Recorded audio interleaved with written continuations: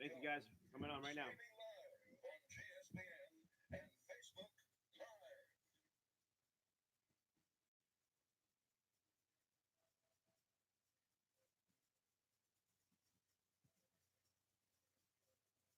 All right, guys. Coming up in a minute on Global Sports Broadcasting Network.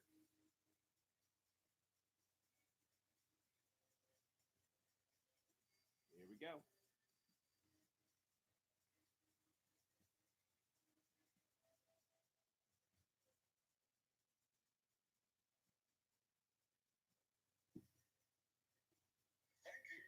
All righty. Welcome back, everybody. Global Sports Broadcasting Network. Your host, Cornelius Brad. Hannah, right here live on YouTube and Facebook Live. It is Hanna Time, Global Sports Broadcasting Network.com, the live stream, if you want to check it out right now. If not, let's get right into it. I'd love to talk to you more about what happened yesterday and today in sports. A big day at the Hall of Fame for baseball. College basketball makes the news, and I'll tell you what, it's not the type of news college basketball wants to, basically have when it's basically fighting and brawling. More football news, a variety of football news about the Super Bowl and not about the Super Bowl that we'll talk about. And then we'll get back into baseball about the fans who want their money back because of the Houston Astros. They want to get paid back for those tickets they paid for. We'll see. Let's see what happens right there. Hello, welcome back into Hanna Time. Your host, Cornelius Brad. Hannah, on a cold Wednesday. It's pretty much around the country here in the United States, but globally too, unless you're in Australia. It's nice summery weather out there, and everything seems to be getting better with those fires too. So welcome those people in from Australia. All right, let's pop into it right away and talk into this about the respect of Derek Jeter. The former New York Yankee made it, blasted his way into the Hall of Fame in a big way. But one voter didn't think so. We'll talk about that too. And why is that? And why do the fans care so much about that one vote that Jeter never got? Ironic or not? Hater or not? We'll find out, and hopefully it'll get explained. But seriously, not voting for Derek Jeter into the Hall of Fame and the others that you chose to put in, they better be clearly definitive. Clearly. If you would say Derek Jeter does not belong into the Hall of Fame at this moment, during this time, you better have a slew of players on that ballot, because Derek Jeter's numbers as a professional baseball player are astronomically crazy big, incredible. Not just regular season, not even just postseason, because they are huge. But we're also talking individual efforts off the field also. The ambassador of the game. Everything about it. Would you be as surprised or upset if he was a unanimous decision to go to the Hall of Fame? But one voter did not think so. Why? We'll find out soon. But let's go further into this. Last season, Mariano Rivera was the unanimous decision into the Hall of Fame. He was selected in, and deservedly so. But Derek Jeter is the second highest player ever to be voted into the Hall of Fame by 99.7%. Ken Griffey Jr., 99.3%. Tom Seaver, 98.8%. And Nolan Ryan, also 98.8%. You can even argue and debate other players, and you feel other players are great. But it wasn't only Derek Jeter getting into the Hall of Fame. Larry Walker, Expo, the Montreal Expo, we forgot about Larry in those days. The Rockies, he played for the Cardinals. Kurt Schilling almost got in, but Larry Walker got in, but 6.6%. So you need 75% to get into the Hall of Fame among all the voters. And each voter chooses 10 players, okay? You get a choice of 10 players to be selected into the Hall of Fame.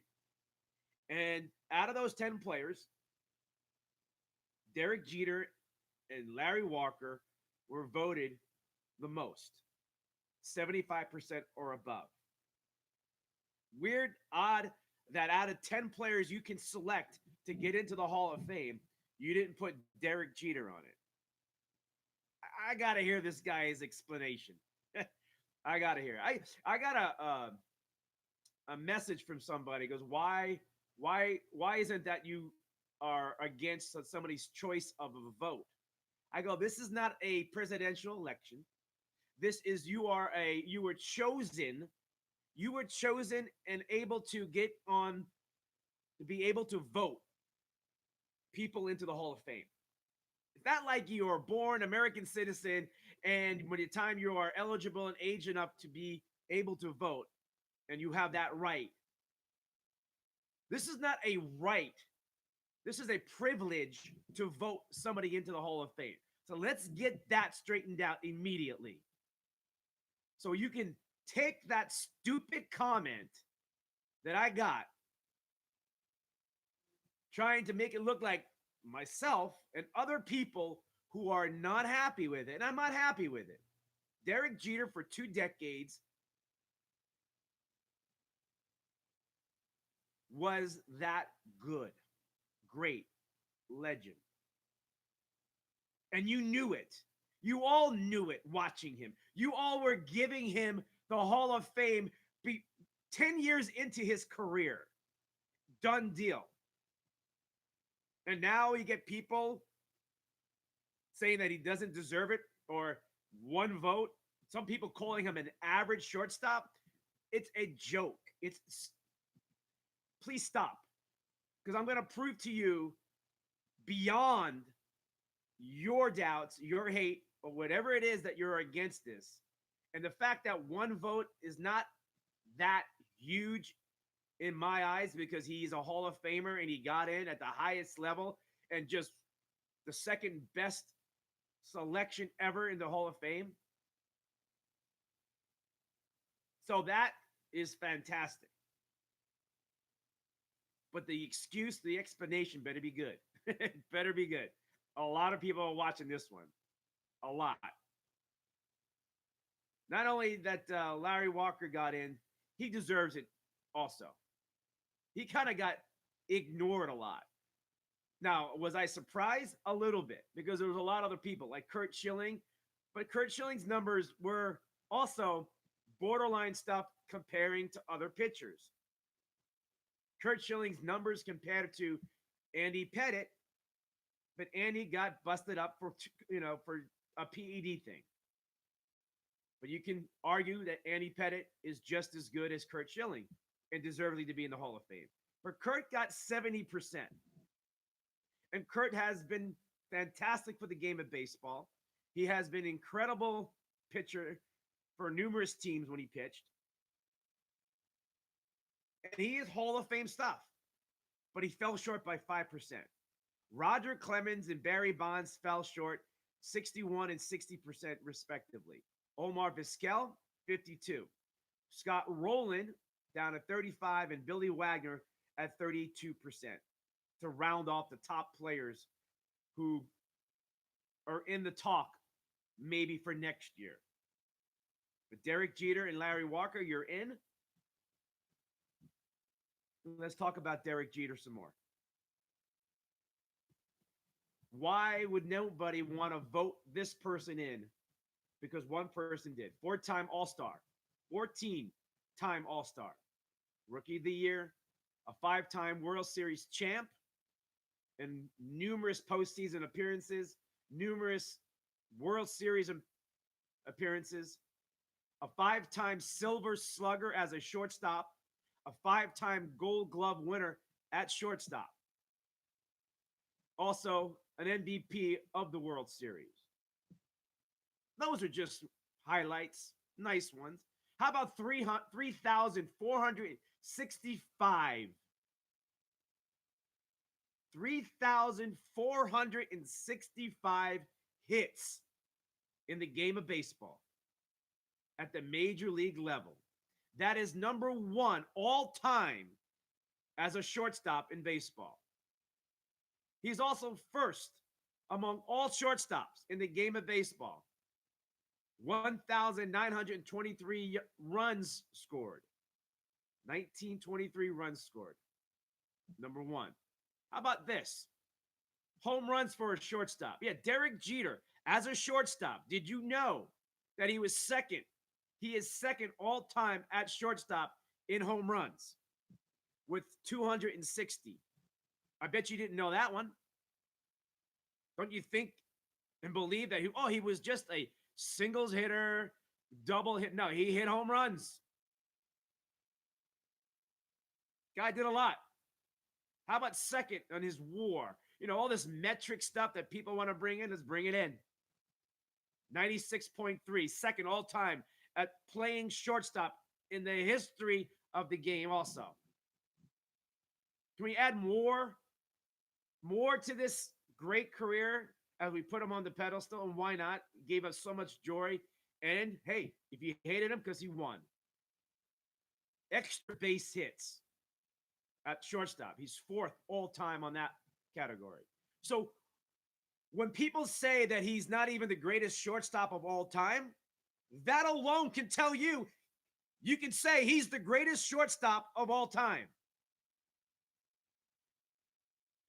You got to argue these numbers overall that Derek Jeter is not the greatest shortstop of all time. Not just for hitting, but fielding. Fielding. The guy had 5 Gold Gloves. 5. He played shortstop. He played shortstop for 20 years, right? Whatever it was. He played a long time for 2 decades at a position that is the quarterback in the infield, a position that is more grueling than you ever know. Made plays in the field that he made it look so easy that you forgot how hard it would be and is. Derek Jeter was a great fielding shortstop, and everybody knew it. But he also was a fantastically great hitter. He did it regular season. He did it in postseason. He did it in all-star games. He did it in World Series. He did it every level. And even when his game was on the downside, in big moments, he still kind of had a pop in him. He still had a way to get it. He still had a way to rise to the occasion. I remember sitting in a TV production truck with Fox Sports producers and one on-air talent. And it was on a Sunday during a football game, and the talk was Derek Jeter getting his 3,000 hit. And he hit it with a home run. I mean, that's the way you want to do it, right? That's the way you want to do it. It also came up again when he got his last hit in Yankee Stadium to win the game, a walk-off RBI single. And everybody was like, Derek Jeter. Like, it's just Derek Jeter. That's what happens. He didn't succeed every time. But I can tell you one thing. Nobody wanted to face him in that situation during his career, especially in his prime. If Ken Griffey Jr. had the second highest percentage getting into the Hall of Fame before Derek Jeter, and then Jeter just surpassed him, Ken Griffey Jr. was fantastic. He was incredible, like a lot of great, incredible baseball players. But his career was shortened. His career, at the end of it, wasn't good because he was hurt. He wasn't the same player anymore. But they took a great portion of his young career and his prime of his career before the injuries hit and made that so astronomical that he had more votes than Babe Ruth. More chances than the greats of the game. Put that in perspective. Then you look at Derek Jeter's career and you make yourself wonder, hmm, who really did have a better career? Derek Jeter or Ken Griffey? Who had more of an impact on the game? Derek Jeter or Ken Griffey Jr.? They all did, but who was bigger? Who was bigger? All right, more about this. This is something I wrote a couple of years back when Derek Jeter retired.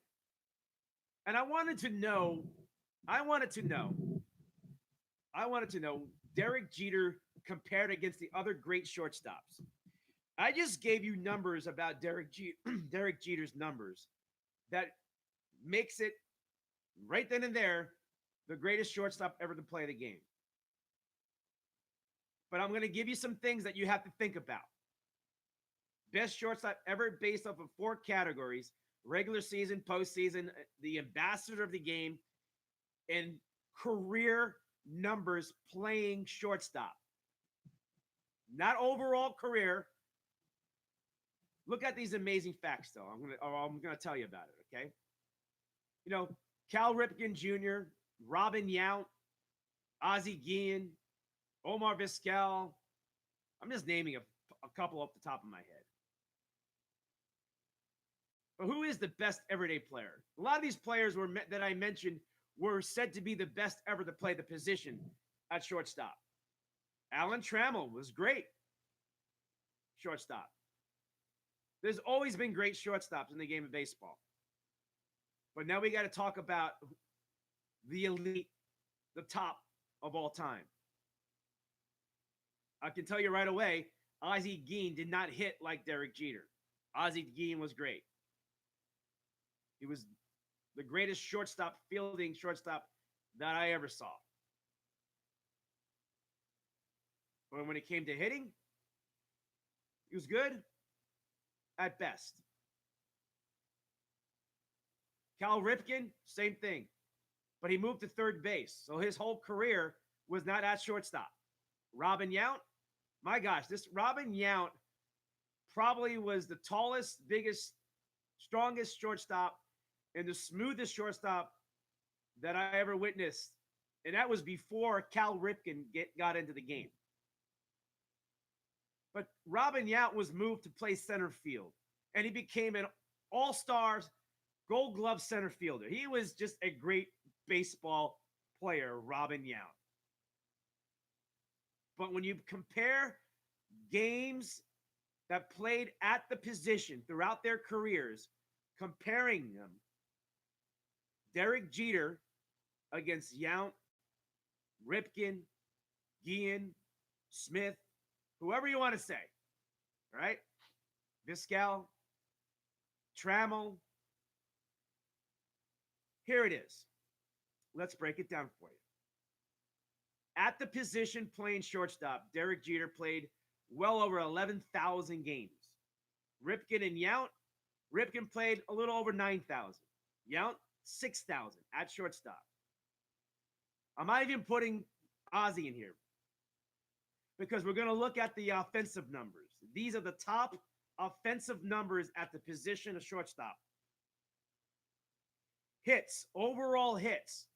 Derek Jeter is the all-time hit leader at shortstop at 3,465. Cal Ripken at shortstop had 2,549. Incredible. But Derek was better, a lot better, played more. Robin Yount, 1,727. Playing at shortstop, not overall career when you're playing third base and you're playing center field. Second doubles. Derek Jeter had the most doubles, 544. Ripken, 487. Robin Yount, 323. RBIs. Derek Jeter, 1,311. Cal Ripken edges him by, 58 RBIs, 1,369. But let's put that in perspective, folks. If Cal Ripken is being considered the greatest of all time, or should be considered, think about these numbers offensively. Derek Jeter was not batting third, batting fourth, batting fifth. He was a leadoff batter, and at times he batted second in his career. So he didn't have a lot of opportunities to knock in runs, to get the RBI in that position. If you look at all the players who were leadoff batters and batting second, and Derek led off most of his career, go find out and tell me who has more as a leadoff hitter in baseball with 1,311 RBIs. And then tell me playing shortstop. Cal Ripken was a power hitting, big time hitter shortstop. Played less games, had more RBIs. But Jeter's numbers, man, he's only 58 short. Now, he had a longer career at shortstop, but still incredible. Robin Yount, 713 RBIs, playing the position at shortstop. Home runs. I mentioned earlier Derek Jeter was second all-time shortstop with home runs, 260. Cal Ripken's number one, 353. Robin Yount, 129. Runs scored. Derek Jeter, 1,902. Cal Ripken, 1,366. Robin Yount, 885. Jeter is number one overall by shortstops in the game of baseball, the history, with the most runs scored. Okay? He is second in home runs. He is second in RBIs. He is number one in extra base hits, I think it was, or two. Number one in hits. He's the hit king of shortstops. 3,465. That is amazing. It wasn't like 3,001 or 2,800. It was well over 3,000. And gold gloves. The golden glove of fielding. Derek Jeter has 5 gold gloves. Cal Ripken, great hitter, 2 gold gloves. Robin Yount, great hitting shortstop, 1 golden glove. Derek Jeter, if you want to put this in bigger perspective, and why one voter did not believe he was deserving to be in the Hall of Fame. Think about this. Everything I just said.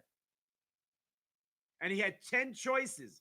You can pick 10 players to be in the Hall of Fame.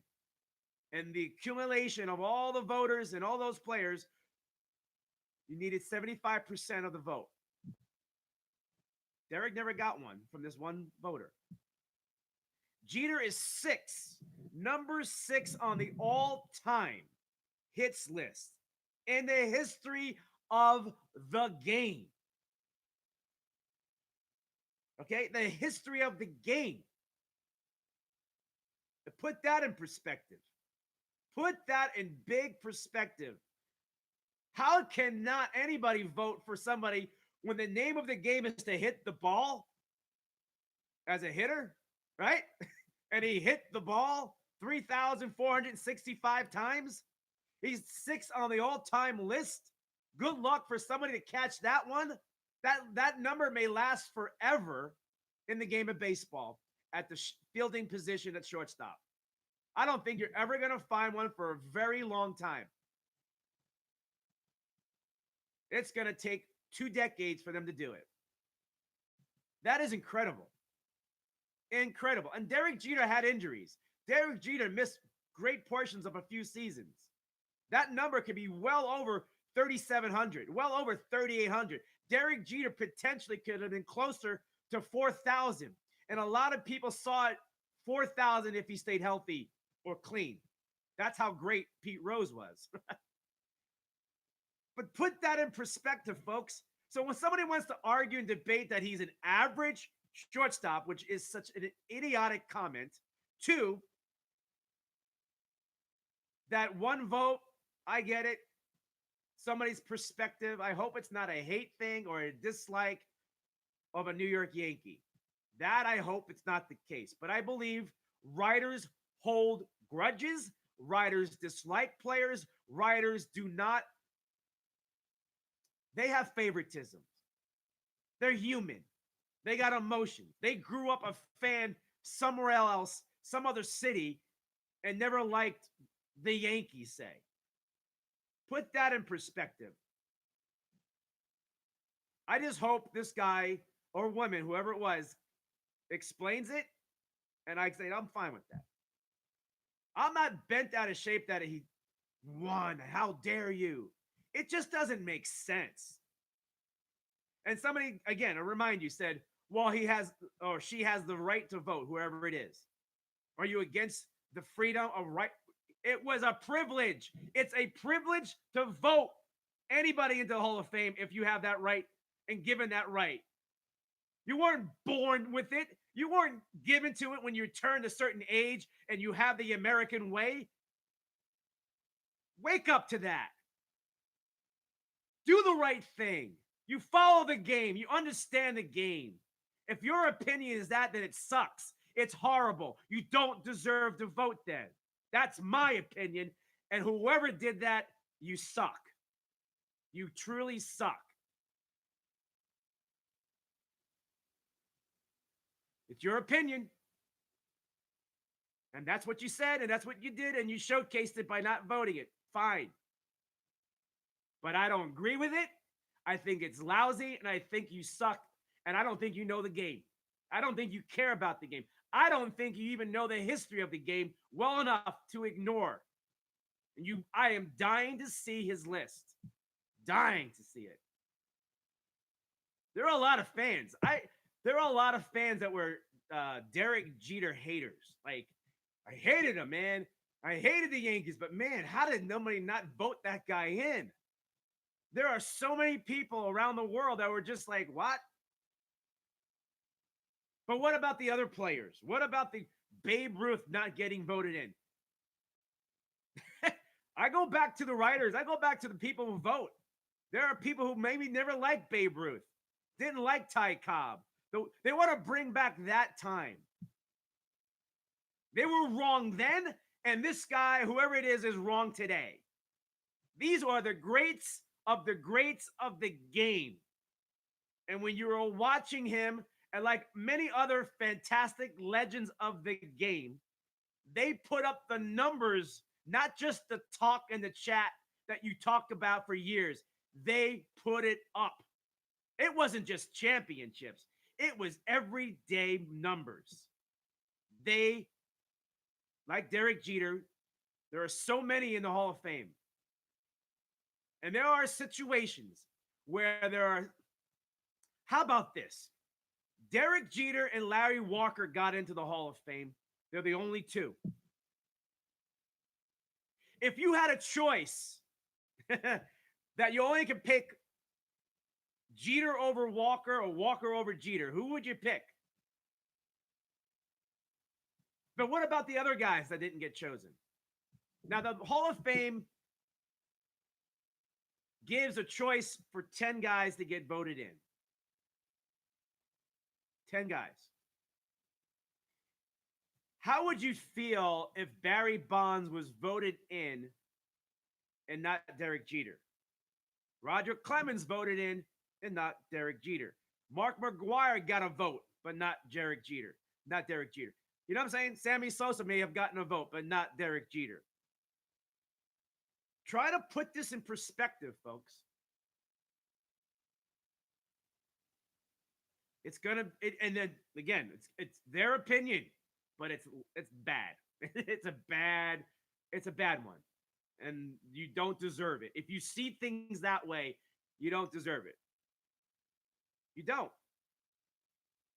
I don't respect is the word I use. A writer, but I have to wait.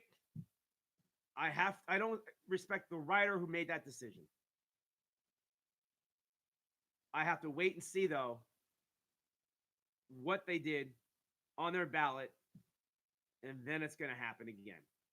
Because there's no doubt in my mind there's going to be a few names on that list that is no way deserving a vote over Derek Jeter. It's crazy. Absolutely crazy. When 99.7% of all the voters said he deserves it and you didn't, what is up with that? It's incredible. All righty. Can we say hi to some people? I don't know what you're even saying here. Good morning, everybody. I see Jeff, Dawn, David, Dale in the house. Good morning, everybody. Trevor in the house. Got you. Diane in the house. Derek Jeter is badass, but hate the Yankees. But Daryl, you said it right. You know he's great, and that's how you and a lot of people felt. I hate the Yankees, but I love Derek Jeter, or I respect what he did, and he's blah blah blah. Everything we just talked about. Dan, John, Glory. Glory says morning, amigo. I say a morning, amiga. Ruby in the house. Good morning. Frank, Cesar, Charles, Bedwell the third in the house. Holly in the house. Brenda in the house. Henry, Mario, Manuel, Tiffany, Albert Zayat, Ernest in the house. Steve in the house. Guys, you're all in it. Jaime in the house. Choo Choo in the house. It is Hanna time. Choo Choo, you're in. You're back. Denise, Orlando, Jorge, Orlando Dillon. Hey, Orlando. Oha in the house. There she is. Yotis in the house. Ed in the house. Dana in the house. I got to get you all in there real quick. I appreciate you popping in. All right, moving on. I'm staying on this topic before I move on to the Kansas story of the big fight in college basketball and more NFL news and some more news about the Astros, too. All right, here we go. All right, so some fans are being ripped on the fact that you're upset over one voter not giving Derek the vote to make it unanimous. Okay. Derek Jeter said on live TV he didn't care. He wasn't even paying attention to it. Didn't want to hear it. And he's just happy he's in the Hall of Fame. And he did something special. So he didn't care. He doesn't care about who didn't vote for him. That's Derek Jeter for one. And two, class act. Three, blah, blah, blah. Okay? Now, for the fans, and I'm going to speak for the fans, you have spent thousands of dollars. You have spent your emotional mind.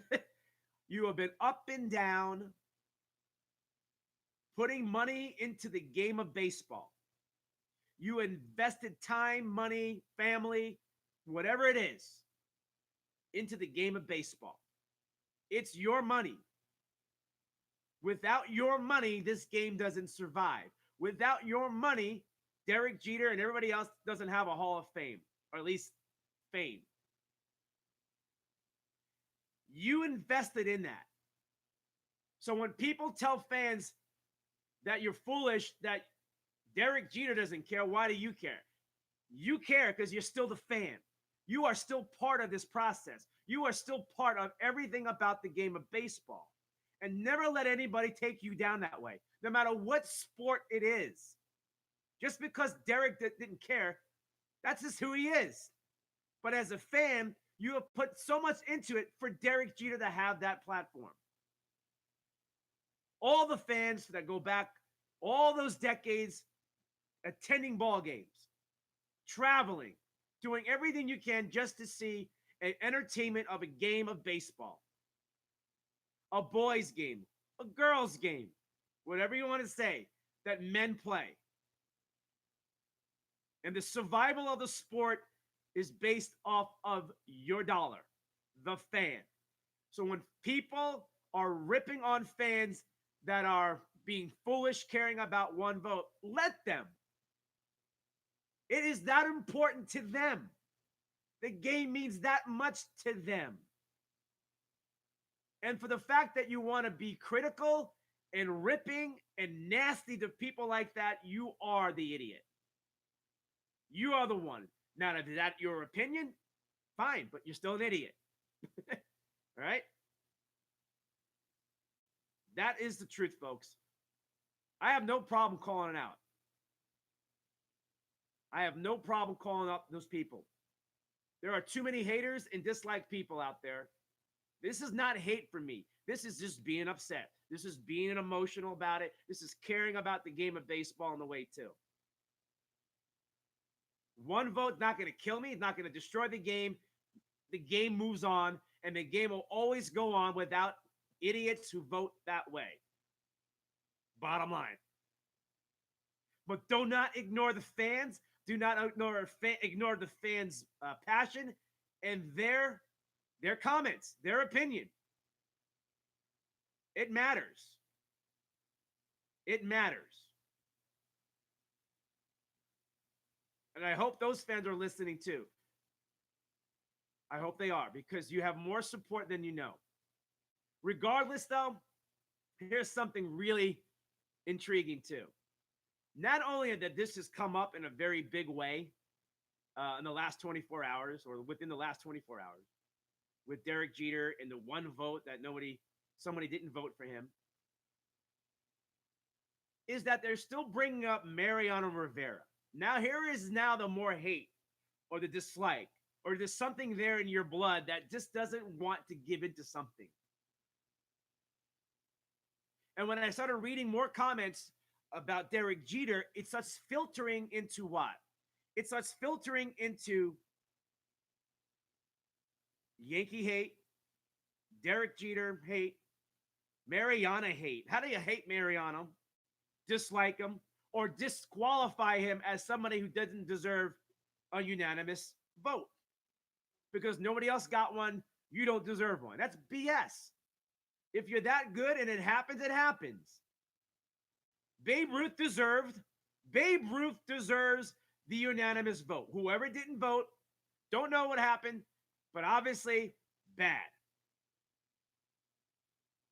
An idiot. Whoever did that. Babe Ruth saved baseball. Understand that. And whoever didn't vote him in on the first ballot, an idiot. I'm going to use that word a lot. Oh, you can't use that. That's mean. I don't care. Stupid. When you can say it. Babe Ruth saved baseball. His arrival to the game to bring fans back into the stadium. Fans that I talked about a moment ago. Back to the game. To spend their money. To get the game to survive and move on past the Black Sox, ugly White Sox World Series fix of the World Series, where the game was in a bad spot. But Babe Ruth showed up, and somehow he doesn't get the unanimous vote. But that's how it is. Don't fall for that. Why accept that? He's the greatest sports figure in our history in American sports. Globally, you can say. Babe Ruth had the most impact on any sport in any time, any place. And whoever didn't vote for him, you're an idiot. What movie is that from? The way I'm trying to say it. All right. So regardless about how you may feel, it doesn't matter because Derek Jeter is in a Hall of Fame. It's going to be a good moment for him, deservedly, and we're going to move on. And there's going to be another one next year, too. Larry Walker gets in. I don't know what hat he's going to wear. I hope it's an Expos hat. That'd be kind of cool, right? But I don't like the fact that certain people want to take away greatness. I'm going to put something in perspective for you right now. Okay? Here's something in perspective for you. Mariano Rivera had one pitch. Dominated the game for his career. Nobody can hit it. If they did, they got lucky, or they just, lucky. Nobody can hit it. He was a relief pitcher. But the best, greatest relief pitcher in the game ever had. He's still a pitcher. And during today's current atmosphere around baseball with cheating and stealing signs in Boston and in Houston, and people saying that Stealing signs has been around baseball for a long time in different ways. How the heck did Mariano Rivera shut you down 99.9% of the time? It's like, here's my pitch. You know what's coming. You don't need devices. You don't need stealing signs from second base or wherever camera you're using. They shut down those devices. They shut it down because they know what's coming. And you still couldn't hit it. That is crazy. That is amazing. You tell any athlete that you know what's coming. I mean, if you figure out what's coming, you're going to destroy them. That's the name of the game, to figure out what they're doing. Especially batter against hitter. I mean, batter against pitcher, pitcher against batter. Mariano deserved it. He pitched multiple innings as in relief for a lot of his career. People don't forget that, or do forget that. In postseason, he would pitch 2 innings at a time. Sometimes he pitched 3 consecutive innings and still got the job done. He did everything possible. And later in his career, at an older age, he was asked to come in for 1 inning. Get the last out if had to. Sometimes he was still asked to come in the 8th inning, late in his career when a situation arrived, and still got the job done. I mean, you can name the few times that it didn't happen for him. It's like a top 10 list. Where can you find that in the game? It's crazy to think that he didn't deserve an unanimous vote. That his position is devalued because he's a relief pitcher, when the game of baseball is all about relief pitching in a lot of ways, right? It's all about relief. It's all about getting the last 3 outs and getting to the last 3 outs and bridging with relief pitchers from the 7th, 8th, and 9th inning. Relief pitching is such a big part of the game. There's my take on all this crap. It's amazing. Absolutely amazing. All right, moving on. Let's change the topic for this, okay? College basketball. Last night, Kansas State played Kansas in a basketball game, regular season game. With about 5 seconds to go in the game, Kansas was up by double digits. Game was over, and Kansas was trying to run out the clock, and a Kansas State player got the ball, bottom line, and drove to the basket trying to get some points. Maybe it's a guy, I don't know who it was. Maybe it was a backup or whoever, just went to the basket, and it was blocked by a Kansas player. Game was over, clock runs out, but the Kansas player stands over him and taunts him. When you're up by double digits, the game is over, and you're still taunting. Fight breaks out. More fights break out. More pushing and shoving. A Kansas player grabs a chair or a bench stool over his head, looking to slam it on somebody to hurt. It was luckily taken away or gotten out of his hands. Fans getting hit, pushed around as it scuffled into the crowd behind the basket.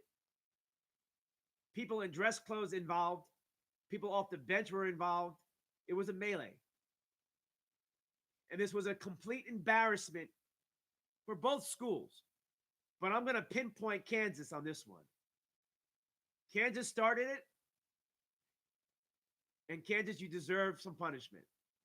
Players need to be suspended. This was a complete embarrassment for the school of Kansas. Kansas City University, KU, made a statement, a big statement about what happened and what they want to talk about. Here it is. The conduct of a few of our student athletes at this conclusion of tonight or last night's game. It happened last night. This comment was last night. Oh, I think I might have lost it. Hang on.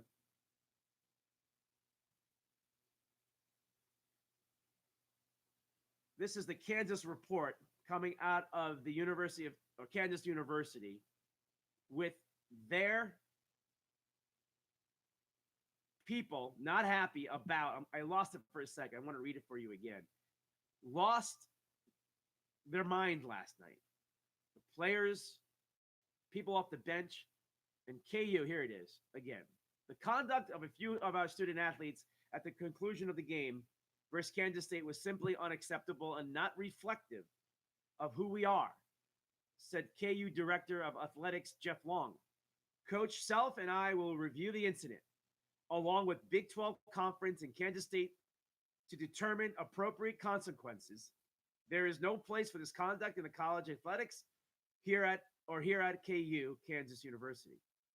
I would like to apologize to the Big 12 Conference, Kansas State University, Gene Taylor, Bruce Weber, and all the fans for the lack of sportsmanship from our members of our team from this evening. This happened immediately after last night's game. Director of Athletics Jeff Long putting out a statement. When you put it in perspective, Kansas was winning the game. The game was over. A Kansas State player got the ball, decided to go to the basket and try to get on the scoreboard. Try to get in the stat book. Try to just do what you're supposed to do. You got a shot block. Game over. But the taunting, not just one player, but a couple of players, and you're doing it, well, obviously, you're not allowed to taunt, for one.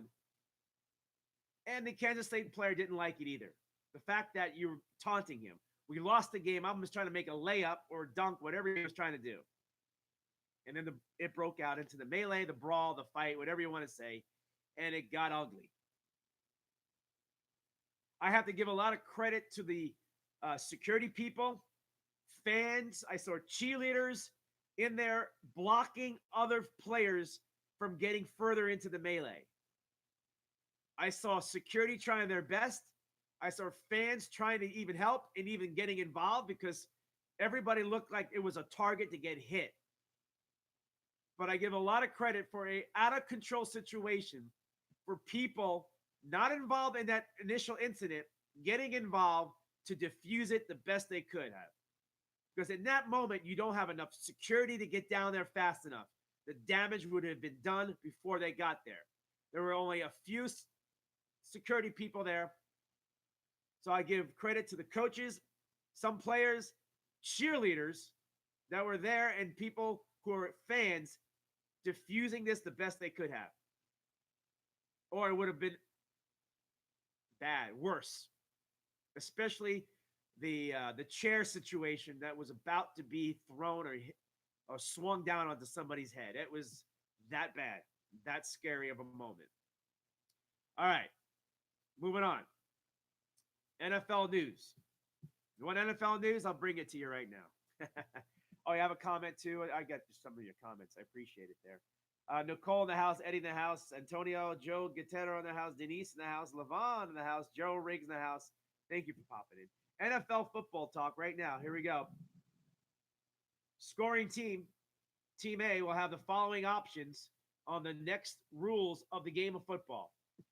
The potential ruling of football on the kickoffs may be changed.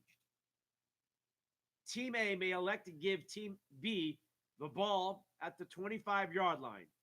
So they may not ever have a kickoff. Football is going to give two options for the kickoff team. Either you give the ball up at the 25-yard line to the opposing team to begin the series of downs, 1st and 10. Or if you want the ball back and you need an onside kick, they're going to take away the onside kick. And they're going to force you to take the ball at your own 25-yard line, which means you got to go 75 yards for a touchdown or for the score or maybe for the field goal, depending on what you need. And you have a 4th down and 15 play to convert. 4th down and 15 to convert. And then you get a new 1st down, and then you continue to have the ball. If you don't convert on 4th down, the other team takes over right there at the 25-yard line. They're going to implement this in the Pro Bowl game to see how it plays out. So they're going to test it, but it's high potential that the NFL wants to do this to minimize the injuries that most commonly happen on the kickoffs. The most dangerous plays in football are on kickoffs, onside kicks, and a full kickoff. And they're looking to minimize the head injuries, the bodily injury to players on that. I'm not so upset with that. I'm okay with it. I like kickoffs. I like kickoff returns. I like the fact that you can possibly see somebody take the ball all the way back. Like it's like a home run. You know, a kickoff return is like a home run in baseball, but for football, you bring it all the way back. Like punt returning, you can bring it all the way back. It's a special. It's pretty cool. It's a moment that fans want to see. They get excited about the return. We'll find out if football, the NFL follows through on this, but something to look at. All right, how about this? Champions, NFL champions of all time. Did you know that the Green Bay Packers had 13 championships? In the year of 100 years of the NFL, the overall body of winning championships, the Green Bay Packers have 13. They're number 1 on the list. Chicago Bears are number 2. They have 9. The New York Football Giants have 8. They're number 3 on the all-time list. Tied for 4th are the Pittsburgh Steelers and the New England Patriots with 6. Following them at 5 are the Washington Redskins, Dallas Cowboys, and the San Francisco 49ers with 5. Following those 3 teams, the Detroit Lions, the Colts, the Browns, the Eagles all have 4 championships in the NFL. Teams with 3 championships on this list are the Raiders, Broncos, and Rams. Teams with 2 championships on this list are the Cardinals, Dolphins, and Ravens. And teams with 1 championship on this list, and they're all won Super Bowls, are the Seahawks, Buccaneers, Saints, Jets, and Chiefs. The teams without a championship in the NFL for the first 100 years are the following: Minnesota Vikings, Atlanta Falcons, Carolina Panthers, Buffalo Bills, Cincinnati Bengals, Jacksonville Jaguars, Tennessee Titans, Houston Texans, and the Los Angeles Chargers. All those teams did not make a championship, did not win a championship. Out of all those teams that did not win a championship in the first 100 years of the NFL, only the Jaguars and the Texans have never made it to a championship game or a Super Bowl. There you have it, folks. If you didn't know, those are your top championship teams, the big list of all-time winners of championships in the NFL first 100 years. Take it down. Here's another fact, a fun number about championships and champions and winners and the MVP of the league. Did you know that the MVP of the league does not win the Super Bowl? Well, it has happened, but it hasn't happened in quite a long time. Kurt Warner was the last accomplished MVP winner that won a Super Bowl back in 1999.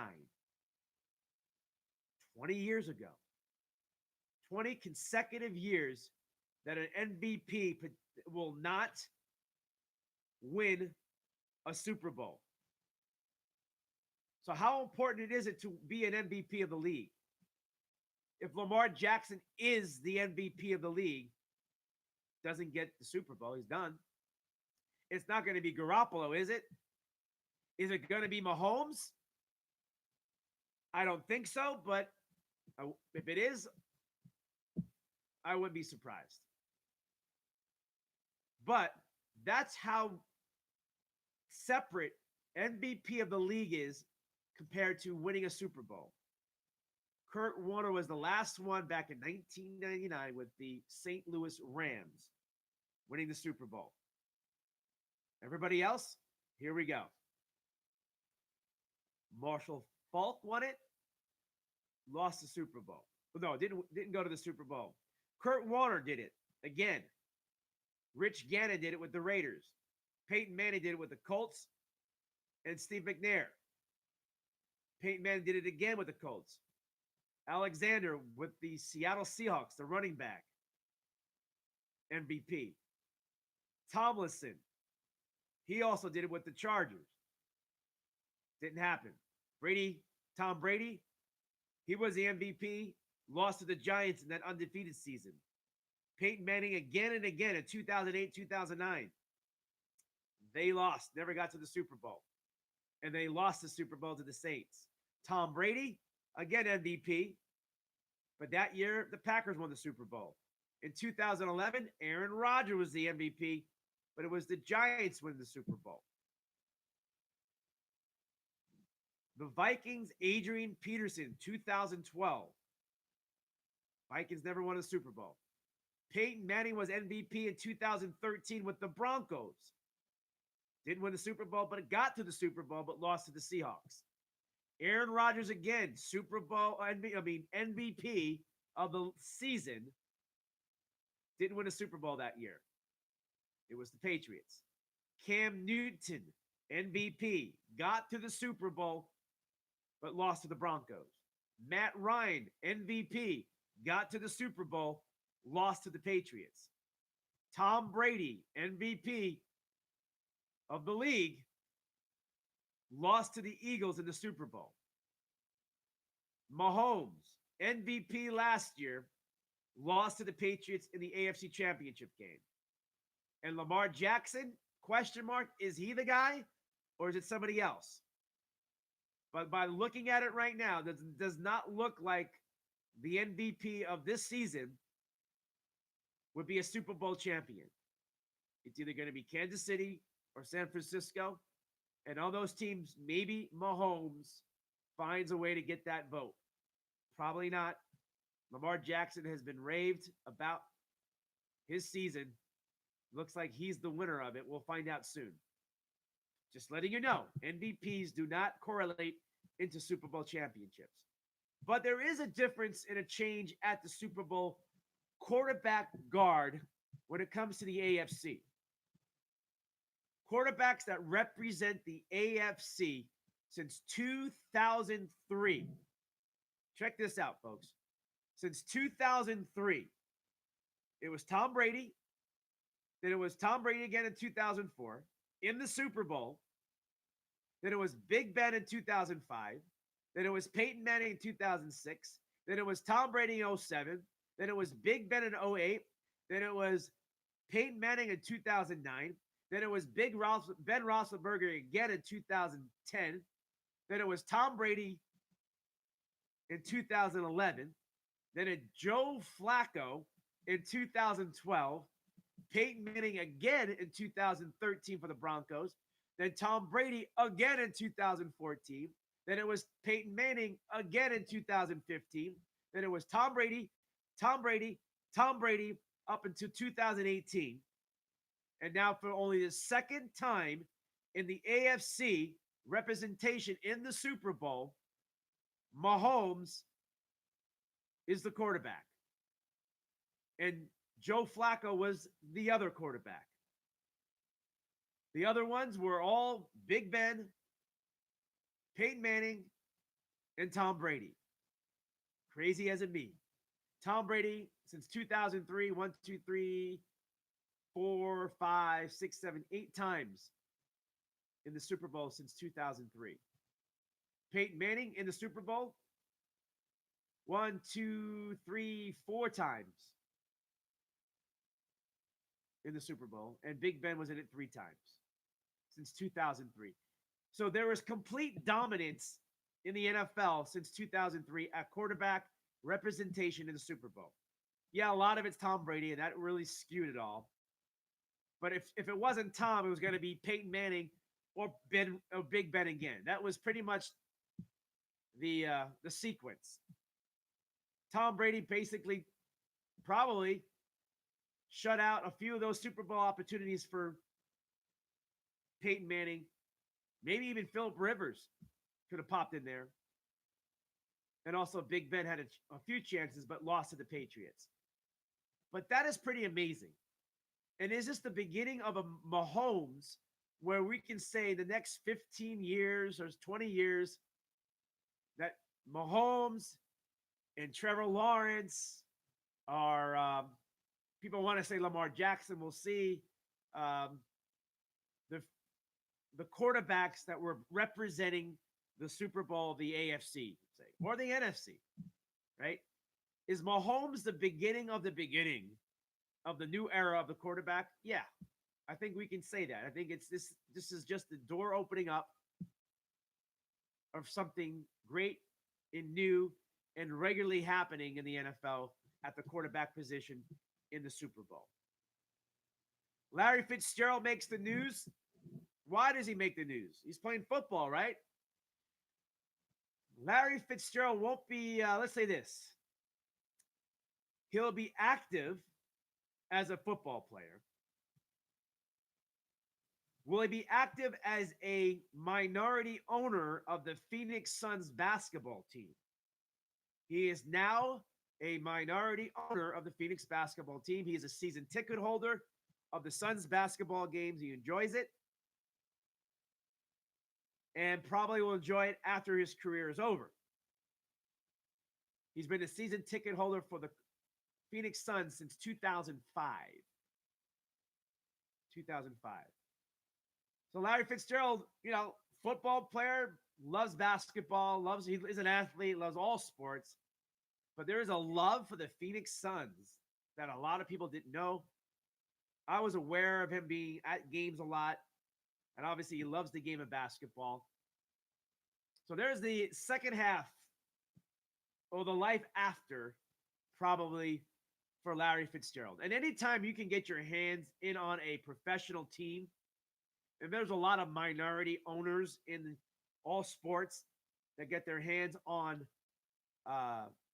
ownership of professional teams at a minority level. I remember Billy Crystal, who was like the biggest Mickey Mantle fan, the biggest Yankee fan, or then he was a Dodger fan, or was he a Met fan? Who knows what he was? Then we realized he was a Diamondback fan when he had a minority ownership in the Arizona Diamondbacks when they won the World Series in 2001. You just never know who's got their hand in the cookie jar. If it's just one cookie or even a crumb, you're in and you got something to say. This was being reported all over the internet. ESPN put it out there probably first, but it's been widespread locally in Phoenix first and foremost. But a lot of people trying to take credit for that. Not a big story, but it's a nice story. All right, so you want to go to the NFL draft. You want to be part of the party scene, the fun scene. Las Vegas is going to host the NFL draft in 2020. The red carpet stage for the athletes, the college players to come onto the stage is going to be at the Bellagio. But it's not going to be inside. It's going to be outside. It's going to be on the fountain, on the waters outside in front of the Bellagio. They're going to have a makeshift stage, like an island built stage for the players to arrive by boat. Interesting. It's Vegas. It's showtime. The fans will not be standing in the water. The fans will be literally, the fans will be on the sidewalk. Just like in the movie Ocean's 11, when they stood there watching the fountain, the fans will be standing there watching the next, the latest, the newest NFL draftee. Now, I wonder if Vegas is going to shut down and make it a block party right there, which is right across the street from the Paris Casino Hotel. And I believe it probably is going to happen. I haven't read it's going to, but I assume they're going to shut it down from Tropicana, the street Tropicana, all the way down. Probably, maybe not completely down, block it off, but they're probably going to block off a good portion of that all the way down to the MGM, probably. They're probably going to block it down all the way down to the MGM and turn it into a big block party. The casinos right there are going to love it. Across the street from the Bellagio, over there is Caesar's Palace. They'll be fine. You have Paris Hotel there and a few other hotels. You also have, oh my gosh, my mind's blank. The Hollywood Hotel itself. But it'll be a fun party, block party atmosphere. They're also going to build a fan experience, something going on behind where the Flamingo Hotel is, back over there, behind there. In the park, there's a big, massive parking lot where the Ferris wheel is, the big Ferris wheel. And it's an empty parking lot that people use, but it's not really being utilized a lot. And it's a perfect spot to set up a fan experience and another party scene and what have you. I don't know what it is, but they're going to spread it out all over that strip. It's going to be a wild scene, probably matching and rivaling what they did in Tennessee last year. This may be better the way it's looking. And obviously, I don't know if you can have a actual good visual of the stage because the water is down below in the fountains of the Bellagio. The water. That stage needs to be erected up high enough above street level so fans on the street, on the sidewalk, can actually see what's going on. We'll see what happens with that. We're moving on to the next story, and then we'll wrap up the show. That's also in 2020, the NFL draft, okay? The Houston Astros sign stealing scandal is making more news, but this time it's coming from the fans.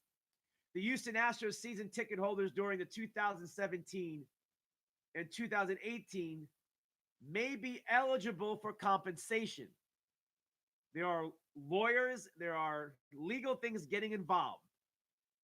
To learn more about getting compensated, there is an actual law firm putting this together called Hilliard Martinez Gonzalez, trial attorneys. You want to contact them if you have proof that you were at an Astros game last year or 2018 and 2017 for sure. And compensation is possible. Crazy, but hey, people put money into it. Let's see how that plays out. And speaking of the Astros some more, the owner of the Astro says all the players will apologize for the sign stealing scandal at spring training. Is that going to be good enough for the fans, for the players in the game other than your team? Will it satisfy anybody? But an apology is needed. And I think it's probably good during spring training because that's where baseball and you get to talk to other players. But you probably wanted to see it now. Why let it linger for the next 4 weeks when pitchers and catchers show up. Got to stay tuned to that one to see how that plays out. Apologizing is necessary. The owner knows it, and he's saying the players will apologize, which means guilty. Are the players guilty? And the owner sees them guilty? Interesting. That's what the owner is saying of the Houston Astros. Players have yet to admit it. They sidestep it, and they also just say it's been taken care of by Major League Baseball. But nobody's taking care of the players in punishment at all. We're waiting to see how that plays out. All right, folks. I hope you understand everything today. I hope you had a good time with it. Very informative. I got a little emotional on it because I get bothered by certain things.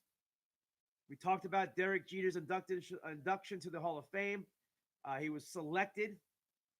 One voter did not give him that opportunity, but he did get in. Didn't matter what that voter did or not. He was still getting in. And a lot of people say, so it doesn't matter. But for fans, it mattered. And the fans that cared, the fans that spent money, it mattered. We talked about Kansas and Kansas State's college basketball fight, brawl, and the statement made by Kansas athletic director. We talked NFL football. We talked a little bit about the Super Bowl and other facts about championships in the first 100 years in the NFL.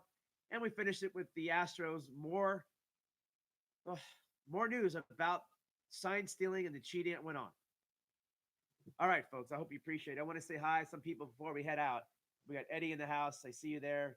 We have Dwayne Wilson. We have Tim, Michelle, Kenny Salinas, and Angel in the house. Thank you guys for popping in. I appreciate you joining me for the last hour and a half on this show. It is Hanna Time right here on Global Sports Broadcasting Network. We'll be back in the morning, in the afternoon, every day, in the evening, or if it's in Australia, we'll see you the next day. Right here on Hanna Time.